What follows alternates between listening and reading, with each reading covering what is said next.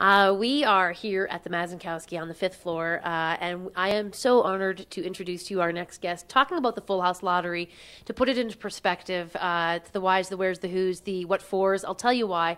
Amazing miracle stories, and Kelly, you certainly are just that to me. I am so delighted that you're joining us here on BT. Welcome. Thank you very much for having me. You are, I sort of said, when I met you, I'm like, so you're a cardiac patient, and wow, what a story. Talk about what happened. You were in heart failure and you didn't even know it. Yeah, well, it was last November, and I worked for about a week, and I was having physical issues, weakness in all my muscles, shortness of breath, and I didn't know what was happening. And then after about a week of working, I decided to go to the hospital on the weekend, and they told me I was in acute heart failure.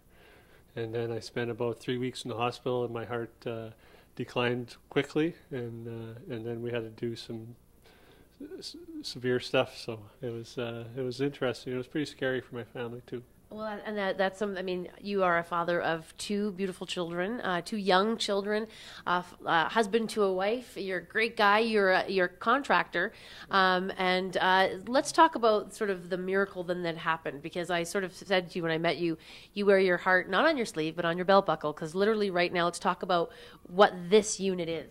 Well, it's a VAD. It's a pump device that helps my blood flow because my heart is too weak to do what it needs to do to give blood to the rest of my body. Mm-hmm. So they transplanted this pump device. It comes with batteries and everything. So it's quite an amazing device to give me back my normal life and have me back with my family and my kids. So. And there's a tube that runs up into your heart, and it does what it needs to do. You're a transplant candidate. Is that correct? Yep. Yeah, this is a bridge to transplant.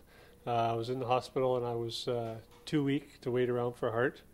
Because when you get on the transplant list, you never know when a heart's going to come. It could come in a week. It could come in 3-4 years.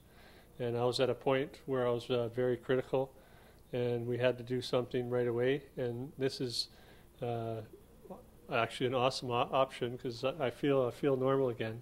I was going to say, what does it feel like? I mean, you've been through something, and then obviously you're still going through something.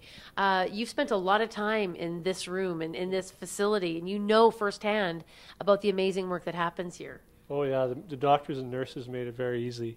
I feel like part of the family here, and it's difficult to go through something like this, obviously, and the strength of your family and friends helps you a lot. But when you have amazing doctors and nurses that come in and give you encouragement, and they help you with ordering special treats from the breakfast and stuff, whatever it takes to get you through the day, it's awesome.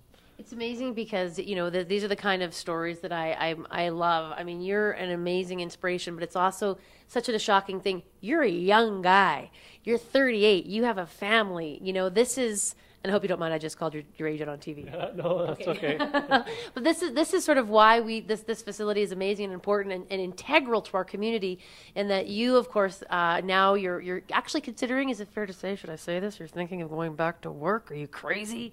Don't tell my doctors, but I'm having I think the toughest part about all this is just being taken out of your normal life and sitting at home with not a lot to do. Like, I'm doing all the vacuuming and cooking for my wife, and obviously she loves that. So on her behalf, I say, no work for you. Yeah. You stay home. Yeah. It is an absolute honor to have met you. Congratulations, continued health and recovery, and best of luck with everything. Well, thank you very much for having me again. Oh, wonderful. And you know what to do. This is, like I said, an integral part of our community. We're talking about specifically opening the beds here at the Mazankowski. And by that, I mean not just a mattress, but all of this life-saving technology. We'll be back wrapping up Breakfast Television after this.